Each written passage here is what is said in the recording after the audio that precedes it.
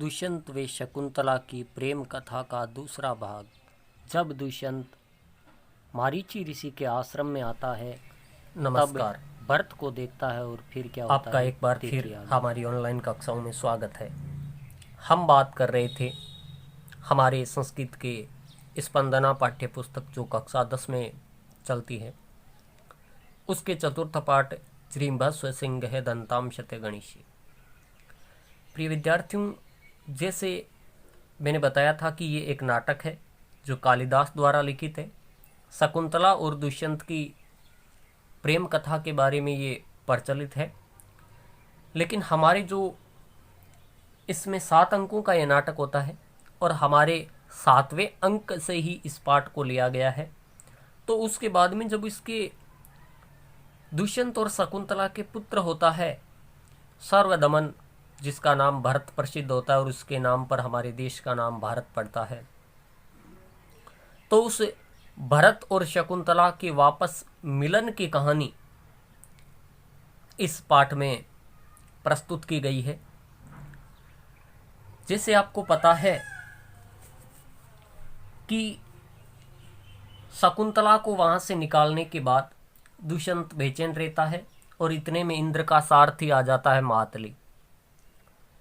मातली रथ लेकर आता है और उसको दुष्यंत को अमरावती जाने के लिए निमंत्रण देता है और कहता है कि आप हमारे देवासुर संग्राम हो रहा है वहां चलिए।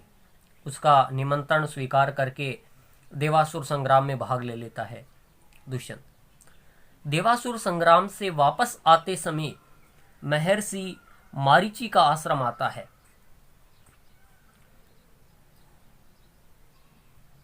महर्षि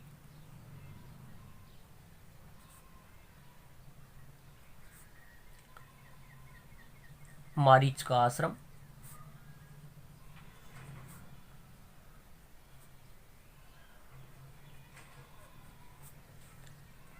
महर्षि मारीच के आश्रम में आकर दुष्यंत, ये एक बहुत ही अच्छी तपोभूमि थी।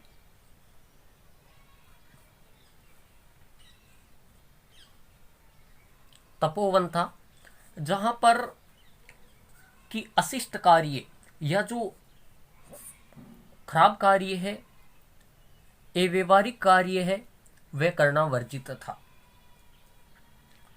तो जैसे हमने देखा कि यह एक नाटक है और प्रिय विद्यार्थियों, नाटक में सर्वोत्तम ज्ञान केवल रंगमंच पर ही प्रस्तुत होता है।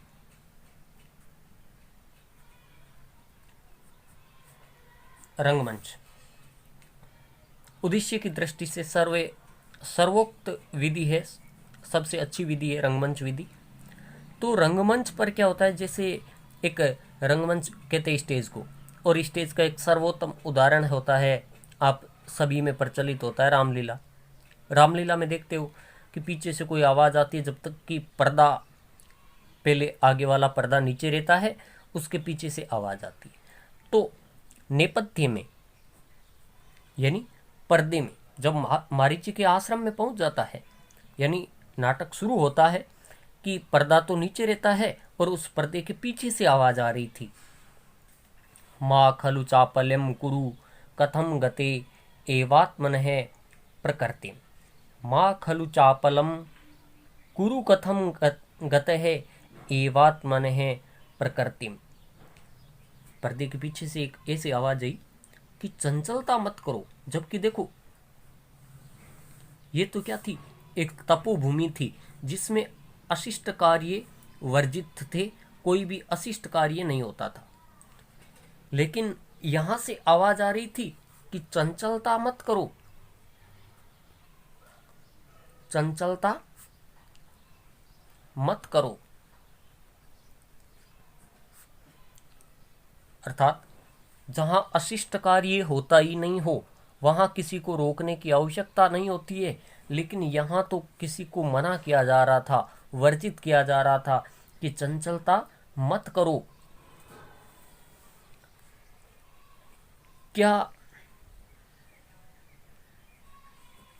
कि माँ खलु चापलम कुरु, चंचलता मत करो। कथम गत एवात्मनः प्रकृतिम, अर्थात क्या वह भी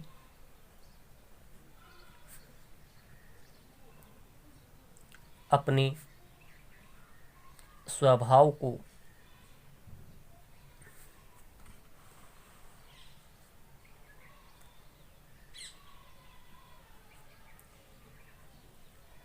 प्राप्त हो गया। ऐसा कहने का, देखो पहले तो कहा कि चंचलता मत करो, क्या वह भी अपने स्वभाव को प्राप्त हो गया? ऐसी पर्दे के पीछे से आवाज आ रही थी। तभी राजा प्रकट होता है। कौन? दुष्यंत, क्योंकि ये यहां पर आश्रम में पहुंच चुका था। तो राजा प्रकट होता है और राजा कान लगाकर सुनता है।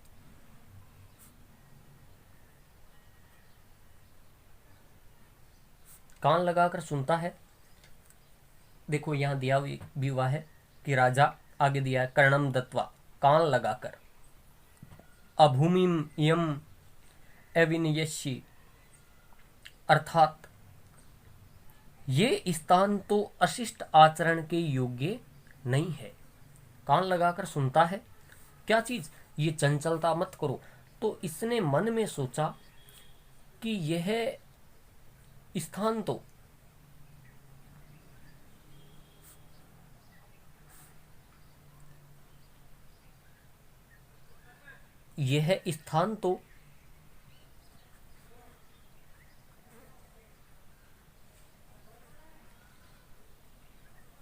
अशिष्ट आचरण के योग्य नहीं है।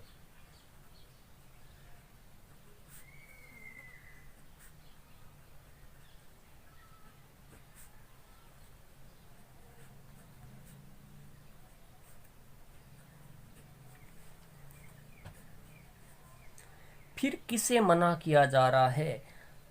राजा ने कहा, कान लगाकर सुना कि अभूमिम यम अविनियश्य को नु खलु ऐसे है निषिध्यते, कि ये तो अशिष्ट आचरण के योग्य नहीं है।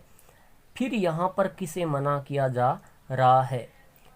कोनु खलु वेसु निषिध्यते, किसे मना किया जा रहा है। और फिर जब वहां से आवाज आ रही थी तो उसका अनुसरण करता है।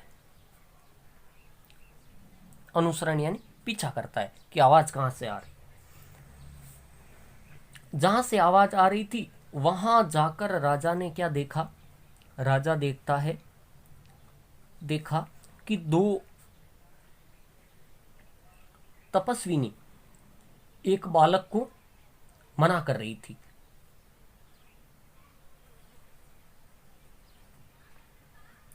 तपस्विनियां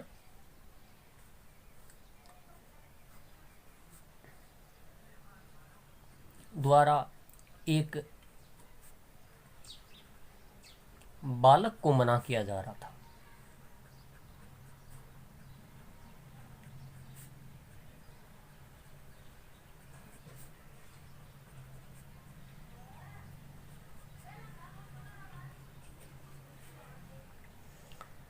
कि राजा उसका अनुसरण करता है तो देखता है कि किसे मना कर रहा है, चलो चलकर देख ही लेते किसको रोका जा रहा है। तो उसने देखा कि एक असाधारण शक्ति से संपन्न एक बालक था जिसको दो तपस्विनियों द्वारा रोका जा रहा था।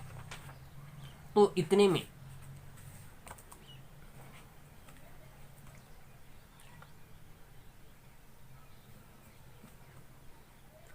कि बालक भी ऐसा था कि ना तो वो देखने में बहुत ही शक्तिशाली था और इतना तेज उसके मुख पर झलक रहा था कि वो कोई साधारण बालक नहीं लग रहा था। और क्यों मना किया जा रहा था? किस चीज के लिए मना किया जा रहा था? तो एक सिंह का शावक, सिंह शावक अर्थात शेर का बच्चा, उस बच्चे को ये गिराकर उसका मुंह खोल रहा था और उसके मुंह खोलने के बाद उसके दांत गिन रहा था।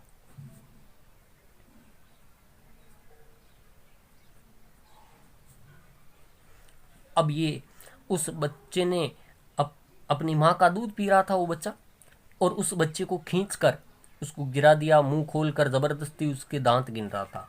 तब उस दोनों तपस्वियों ने मना किया कि क्या ये अपने पिता की तरह उदंडी है और उसी स्वभाव को ये प्राप्त हो गया है।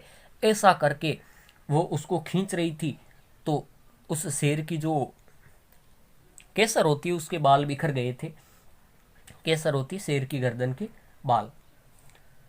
तो इतने में ऐसा कहने के बाद जब वो खींच रहा था तो बालक कहता है जृंभस्व सिंह है दंताम शते गणीषी। और यहीं से हमारे पाठ का जो नाम लिया गया है। तो वो कहता है हे सिंह, तुम मुंह खोलो, मैं तुम्हारे दांत गिनूंगा। सिंह को कहता है कि सिंह अपना मुंह खोलो, मैं दांत गिनूंगा। अविनीति किम नो आपत्ति निर्विशोषाणी सत्वानि विप्रकरोषि हंत वर्धत्ते ते संबरम स्थाने खलु ऋषि जनेन सर्वदमन इति कृत्य नाम ध्येयो असि। तो बालक को और इशारा खींच खींच कर बार बार कह रही है कि विनम्रता से हीन है निर्दयी बालक। उस बालक को कह रही है कि हे निर्दयी, हमारी संतान के सामने कि ये जो तपोवन था, इस तपोवन में जो पशु पक्षी थे उनका पालन भी महर्षि मरीच अपनी संतान की तरह करता था। कि हमारी संतान के समान माने गए इस जीव को क्यों परेशान कर रहे हो। तपस्विनियाँ कहती है कि हमारे पुत्रों जैसे है ये जीव भी, इनको क्यों परेशान कर रहे हो। अरे तुम्हारा क्रोध तो बढ़ रहा है। उसको कहता है कि हंत क्रोध, यानी तुम्हारा क्रोध तो बढ़ रहा है। ऋषियों द्वारा तुम्हारा नाम, महर्षि मरीच ने इसका नामकरण संस्कार किया था, तो कहा कि ऋषि द्वारा तुम्हारा नाम सर्वदमन उचित ही रखा गया है। सर्वदमन का अर्थ होता सबका दमन करने वाला, और वह इसको इस प्रकार से जकड़े हुआ था कि उनके बार बार खींचने पर भी वह छोड़ नहीं रहा था। इसलिए कहा कि ऋषि द्वारा तुम्हारा नाम सर्वदमन उचित ही रखा गया है। आगे है ऐसा खलु केसरीणी त्वम लंघिष्यति यदि तस्याः पुत्रकम न मुंचसी। तो उसने कहा कि वे शेरनी अवश्य ही तुझ पर आक्रमण कर देगी। उसकी माँ उसके पास में ही खड़ी थी। तो कहा ये शेरनी तुम पर अवश्य ही आक्रमण कर देगी यदि तुमने उसके बच्चे को नहीं छोड़ा। तो कहा कि अगर इसके शावक को नहीं छोड़ा तो ये शेरनी जो है तुम पर आक्रमण करेगी। अब उसको डराने की कोशिश कर रही है कि आक्रमण कर देगी, इसलिए इसको छोड़ दो। तो सस्मित यानी आश्चर्यचकित होकर बालक कहता अहो बलीये खलु भीतो अस्मि इत्यधरम दृश्यति। और वह जैसे बालक डरता है तो अपना होठ निकाल कर रोने लगता है, नीचे वाला होठ बाहर निकाला। और जब उसने कहा कि तुम पर आक्रमण करेगी तो उसने कहा आश्चर्य के साथ कि अरे मैं तो डर ही गया हूं। ऐसा कहकर उसने अपना होठ दिखाया उन तपस्विनियों को, जैसे उसका कोई मजाक उड़ा। वत्स एनम बाल मर्गेंद्रम मुंच अपरम ते क्रीडनकम दास्यामि। तो एक जो पहली दो तपस्विनियां थी, इनमें से पहली कहती है कि बालक इसको छोड़ दो, मैं तुझे दूसरा खिलौना दूंगी, खिलौना दूंगी। तो वह बालक उसको फिर भी नहीं छोड़ता और कहता है कि कुत्र देह्यते इति हस्तम प्रसारयति। और वह कहता है कि खिलौना दूंगी, तो कहता है खिलौना कहाँ है, और हाथ फैलाता है कि दीजिए। खिलौना कहाँ है, हाथ फैलाकर कहता है मुझे दीजिए।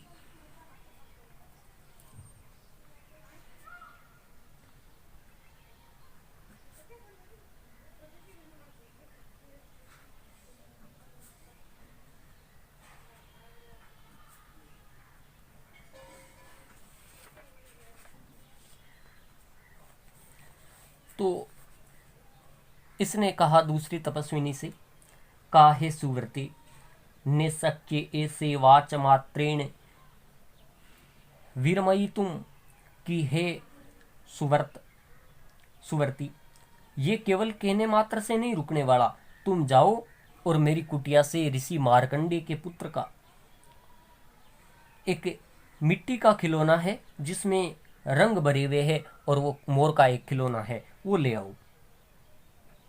तो वो बालक को कहती है, गच्छ त्वम मदीय उटजेह मार्कंडीय ऋषि कुमार वर्ण चित्रितो मृतिका मयूर तिष्ठति तमस्योपहार। तो वो कहती है कि मेरी कुटिया में जाओ और कुटिया से मार्कंडे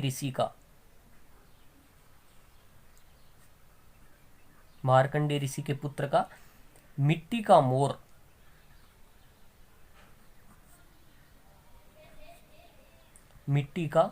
मोर ले आओ। तो ऐसा कहने के बाद वो पहले वाली जो है वो वहां से चली जाती है। वत्स एनम बाल मर्गेंद्रम,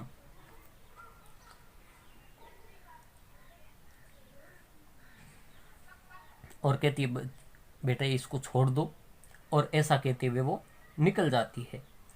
तो बालक कहता है, अनेन एव तावत क्रीडिष्यामि इति तापसीम विलोक्य हसति। तो उसने कहा कि बेटे छोड़ दो इसको, मैं खिलौना लाती हूँ। तब तक वो कहता है कि ठीक है, तुम खिलौना लाती हो तो मैं जब तक इसके दांत गिनूंगा।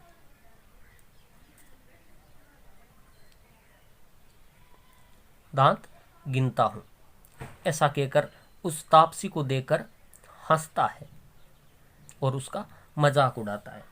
तो वो तापसी थोड़ी क्रोधित होती है और उसको कहती है, भवतु ने ममायम गणयति पार्श्वम अवलोक्य, और उसके पास में देख कर कहती है, मुझे तो तुम कुछ भी नहीं गिन रहे हो। को अत्र ऋषि कुमाराणाम राजानम अवलोक्य भद्रमुख एहि तावत मोचयानेन डिम्बलीलया बाध्यमानम बालमर्गेंद्रम। तो इतने में वो क्या है कि उस समय जब मुस्कुराता है तो राजा बोलता है, पास आकर मुस्कुराता है कि हे मेरे पुत्र, राजा का पुत्र ऋषि का पुत्र होगा कोई, ऐसा देख कर कहता है, हे मेरे पुत्र। तो तापसी कहती है, हे भद्रमुख, ये ऋषि का पुत्र नहीं है।